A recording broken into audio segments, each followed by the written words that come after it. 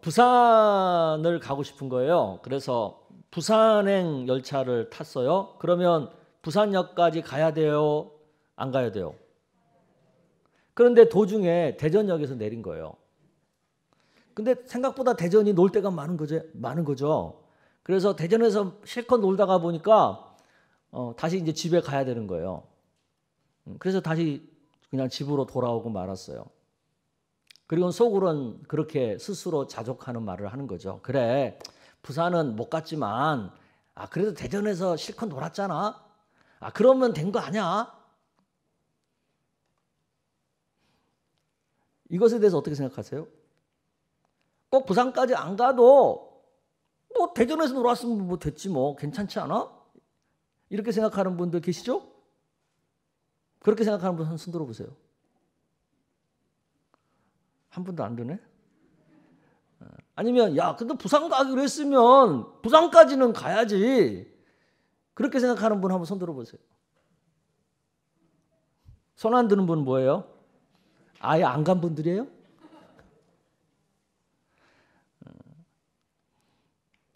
여러분 한번 솔직하게 생각해 보세요. 나는 어느 쪽 입장인지.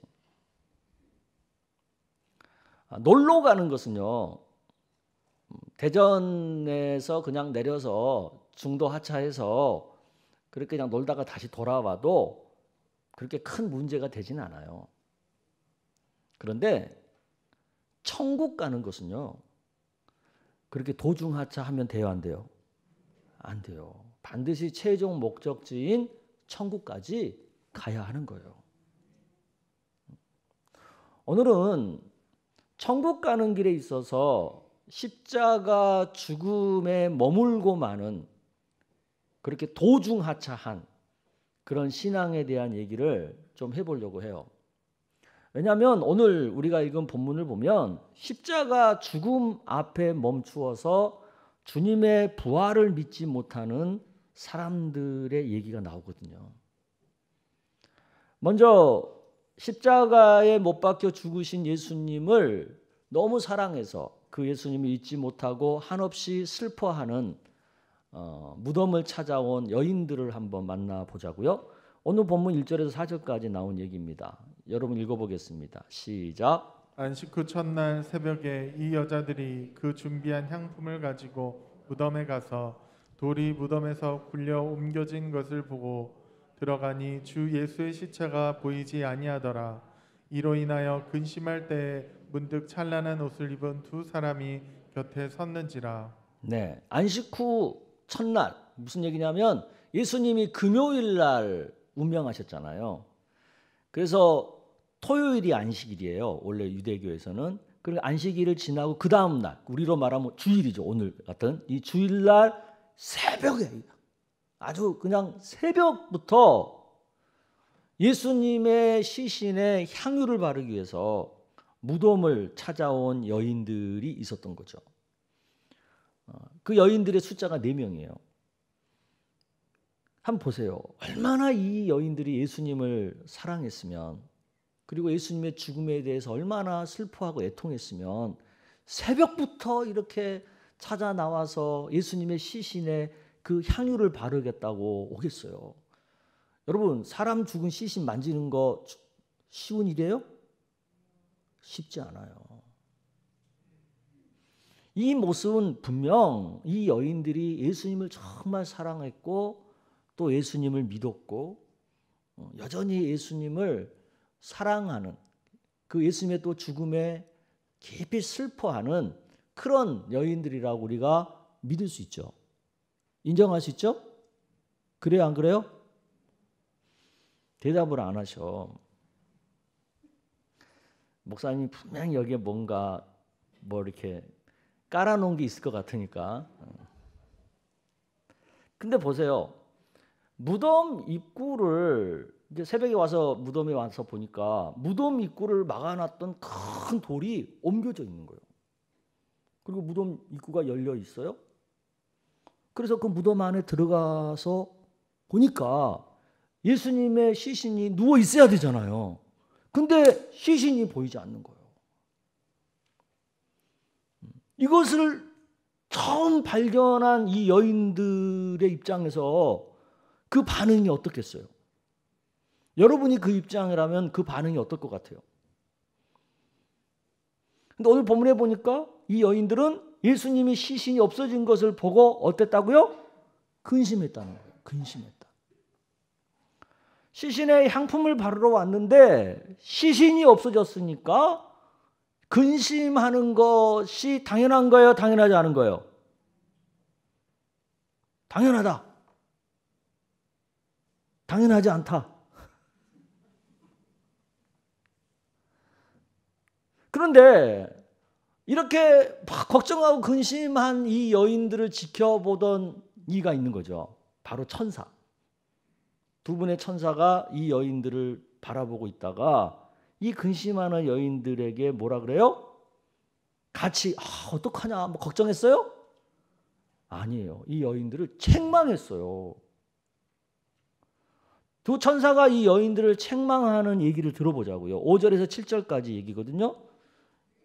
읽어보겠습니다. 시작. 여자들이 두려워 얼굴을 땅에 대니 두 사람이 이르되 어찌하여 살아있는 자를 죽은 자 가운데서 찾느냐 여기 계시지 않고 살아나셨느니라 갈릴리에 계실 때에 너에게 어떻게 말씀하셨는지를 기억하라 이르시기를 인자가 죄인의 손에 넘겨져 십자가에 못 박히고 제3일에 다시 살아나야 하리라 하셨느니라 한데 왜 제가 책망이라고 해요? 이 어찌하여 살아있는 자를 죽은 자 가운데서 찾아 이랬기 때문에 책망이라고 말하는 거예요. 지금 시체가 없는 거 당연한 건데 왜 시신을 찾고 난리야? 이 얘기인 거예요. 천사가 지금 하는 얘기는. 왜 지금 시체가 없어진 게 당연한 거예요? 왜냐하면 예수님이 이미 벌써 예고해 주시고 말씀해 주신 내용이 있었던 거죠. 그게 바로 7절에 나오는 거예요. 여러분 7절 다시 한번 읽어볼게요. 시작. 이르시기를 인자가 죄인의 손에 넘겨져 십자가에 못 박히고 제3일에 다시 살아나야 하리라 하셨느니라. 맞아요. 예수님이 이미 벌써 살아계실 때 예고의 말씀을 하셨어요. 그 예고가 세 가지예요. 첫째는 죄인의 손에 내가 넘겨질 거다. 근데 정말 그 예고대로 예수님이 빌라도의 손에 넘겨졌어요? 안 넘겨졌어요? 넘겨졌잖아요. 또 두 번째 예고는 뭐예요? 내가 십자가에 못 박혀 죽을 거다. 그런데 그 예고가 사실대로 됐어요? 안 됐어요? 됐잖아요. 그래서 예수님이 십자가형을 받고 십자가에 못 박혀 죽임 당한 거잖아요. 이 두 가지를 이 여인들이 봤어요? 안 봤어요? 이미 봤어요. 그리고 세 번째 예고가 뭡니까? 죽는데 내가 다시 3일 만에 살아날 거다.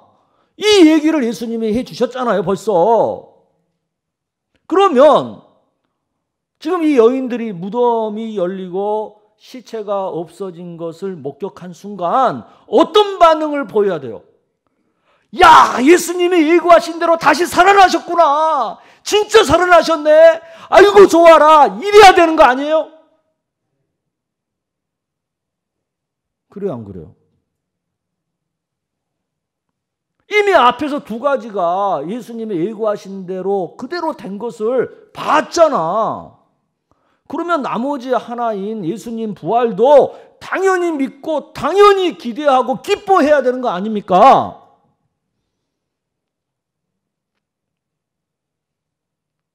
여러분의 그 표정은 뭡니까? 그런데 예수님을 가장 사랑한다고 누구보다도 예수님을 잘 믿는다고 자부했던 이 여인들의 반응이 뭐였어요? 예수님의 부활을 믿지 못했고 예수님의 십자가의 죽음에만 그리고 예수님이 죽으셨다는 그 사실에만 그 죽음을 슬퍼하는 그 슬픔에만 머물러 있었던 거예요. 그래서 천사가 그것을 책망하는 겁니다.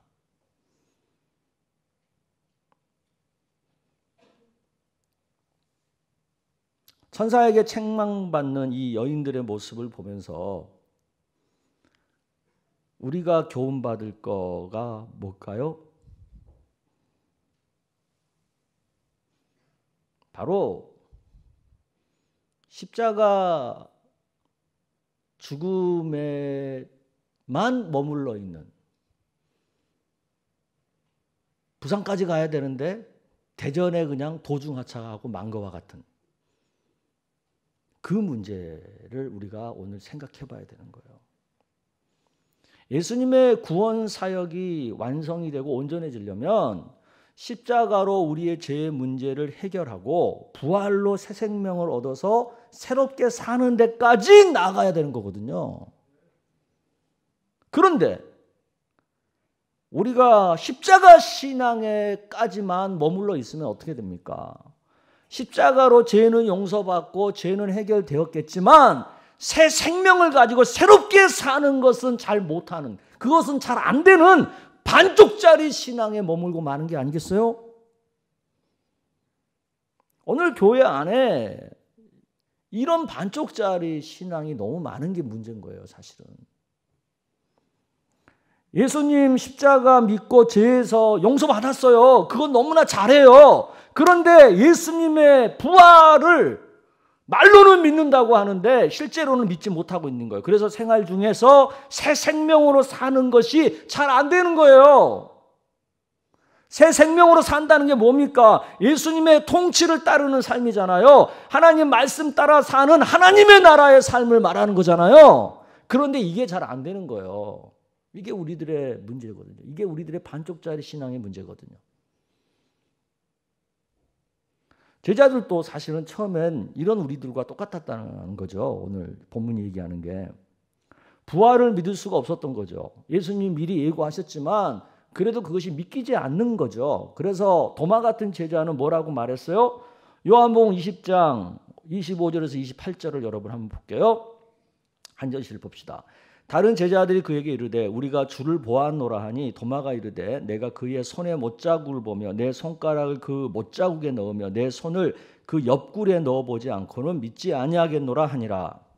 여드레를 지나서 제자들이 다시 집안에 있을 때에 도마도 함께 있고 문들이 닫혔는데 예수께서 오사 가운데 서서 이르시되 너에게 평강이 있을지어다 하시고 도마에게 이르시되 내 손가락을 이리 내밀어 내 손을 보고 내 손을 내밀어 내 옆구리에 넣어보라. 그리하여 믿음 없는 자가 되지 말고 믿는 자가 되라. 도마가 대답하여 이르되 나의 주님이시요 나의 하나님이시니이다. 이 얘기 뭐예요? 도마가 그런 거잖아요.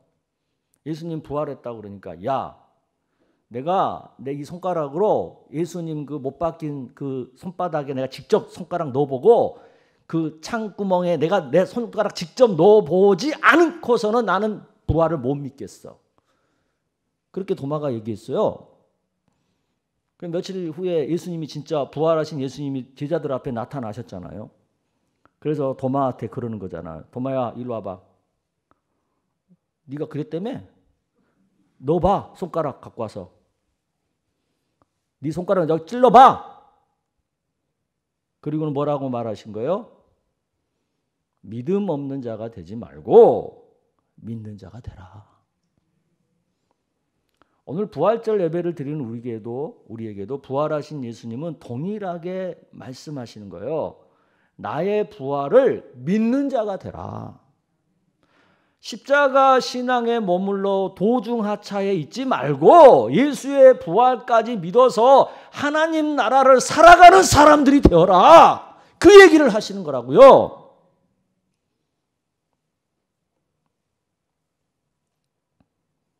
십자군 전쟁이 한창일 때 있었던 사실이라고 그래요. 로자린느라는 귀족이 십자군의 전쟁에 참전하게 되었어요. 그러니까 이제 그 부인은 이제 집에 남아 있는 거죠. 그런데 그 하인 중에 아주 나쁜 사람이 있어가지고 이 하인이 그 모든 재물을 다 빼앗아 가고 이 부인을 내쫓아 버린 거예요. 그때 당시에 그런 일들이 많이 있었대요. 그러니까 이 부인이 얼마나 절망하겠어요. 귀족으로 살다가 하루아침에 거지 된 거잖아요. 그러니까 절망 중에 방황하다가 다행히 어느 촌락에 좋은 사람들을 만나가지고 그들의 따뜻한 보살핌을 받으면서 거기에 정착하게 된 거예요. 다행히 이 부인은 이제 그 동네에 살면서 닭을 길렀대요. 그러다 이제 부활절이 된 거예요. 근데 이 부인이 부활하신 예수님을 너무 사랑하고 믿는 거죠. 그래서 내가 이 마을 사람들한테 너무 사랑을 많이 받았는데 그것에 어떻게 보답하면 좋을까 생각하다가 자기가 닭을 길렀잖아. 그 닭이 낳은 계란들이 많이 있는 거지. 그러니까 그 계란들을 삶은 거야. 그리고는 그냥 나눠주기는 좀 뭐 하니까 그 계란에다가 장식을 한 거야. 색깔도 칠하고 또 무엇보다도 자기 집안 대대로 내려오던 가운, 주님이 보호하시는 손길을 믿자라는 그 가운을 그 계란에다 쓴 거예요.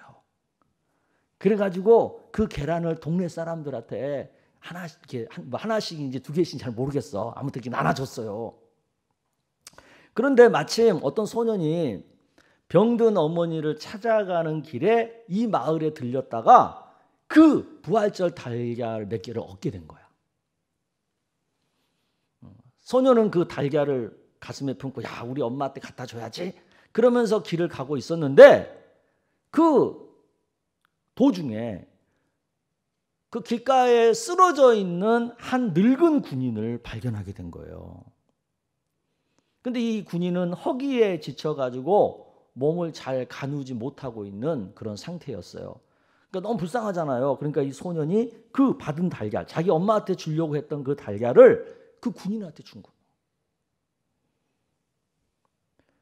군인은 허기져 있는 가운데 계란을 받으니까 얼마나 좋아요. 그러니까 너무너무 소년한테 고마운 거죠. 그래서 고맙다고 하면서 그 달걀을 먹으려고 이렇게 달걀을 딱 보니까 깜짝 놀란 거예요.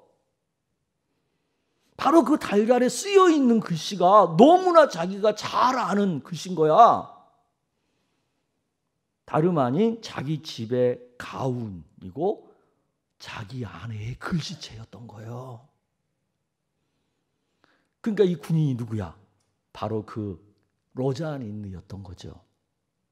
그래서 이 사람이 그 소년한테 물어본 거야. 야 이거 어디서 났어? 그래서 그 달걀의 출처를 알아가지고 누구를 만났겠어요? 아내를 만난 거죠.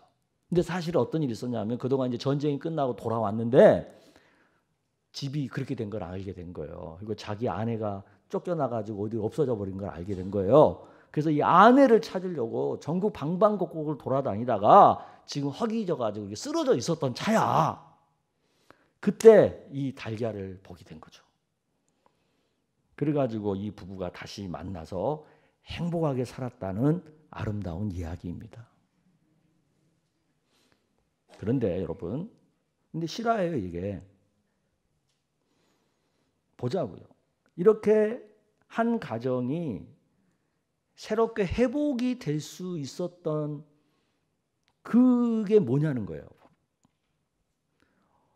어려운 가운데서도 부활신앙을 가지고 주님의 가르침대로 최선을 다해서 실천하면서 살다 보니까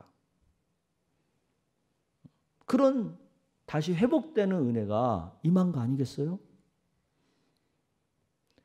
여기까지의 여러 사람들의 하나님 나라 사는 삶의 실천들이 있었던 거예요.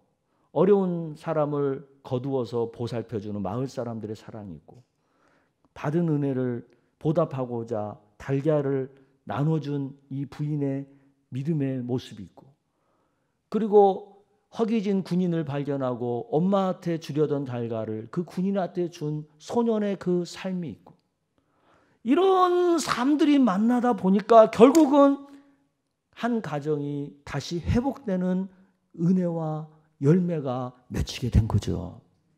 아멘? 이것이 바로 부활신앙으로 새 생명을 가지고 살다 보면 우리 삶 속에서 이루어지는 하나님 나라의 모습인 거예요. 십자가 신앙으로 우리가 죄를 죽이고 부활신앙으로 그리스도의 새로운 생명으로 사는 것, 이것이 진짜 온전한 성도의 삶이거든요. 즉 이게 하나님 나라를 사는 모습이거든요. 죄와 죽음으로 인해서 절망스러웠던 삶을 예수님의 십자가로 용서받고 예수님의 부활로 얻게 된 새로운 소망을 가지고 새롭게 살아가는 것, 그것을 우리 하나님이 바라시는 거거든요. 그런데 우리의 실상은 어떻습니까? 계속 십자가의 죽음에만 머물러 있지 않습니까? 부활신앙으로 새롭게 사는 삶에는 미숙하지 않습니까? 예수 십자가로 죄의 문제를 해결받았으면 이제는 더 이상 죄에 갇혀가지고 여전히 죄와 싸우는 것에 급급해하는 거 이제 그만해야 돼요. 그것보다는 예수 부활로 얻게 된 새로운 생명을 가지고 새롭게 사는 것에 더 집중해서 살아야 되는 거예요. 예수 십자가는 죄로부터 우리를 자유하게 만들어줬잖아요. 즉 죄의 속박에서 해방시켜줬잖아요. 물론 우리는 여전히 죄를 짓고 사는 어려움이 있어요. 그 현실이야. 하지만 그래도 우리에게는 예수 믿기 전에 없었던 것이 있잖아요. 뭐예요? 죄를 빨리 인식하는 것. 그리고 그 죄를 회개하는 것. 그리고 그 죄에게서 멀어지려고 의지를 가지고 막 살려고 힘쓰는 거. 이런 거 생겼잖아요. 우리 안에. 예수님께서 죄를 이기셨기 때문에 우리는 그 죄로 인해서 더 이상 멸망당하지 않게 되었잖아요.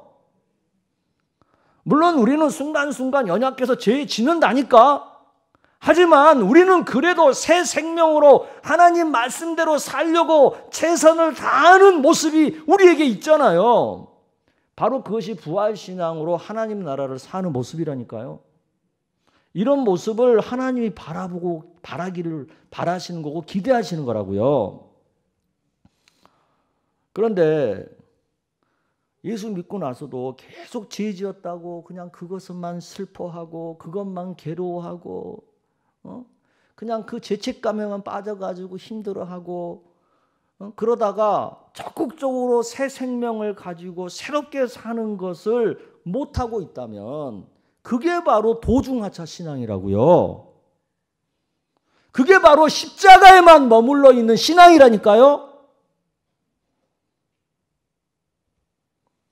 우리는 이제 도중하차 이제 그만하고 부활신앙을 갖고 새 생명을 얻었잖아요. 그러면 새롭게 사는 것을 더 적극적으로 하려고 힘써야 돼요. 그게 바로 하나님 나라를 사는 성도인 거예요. 십자가의 죽음을 지나 부활까지 나아가는 믿음을 가진 성도인 거예요.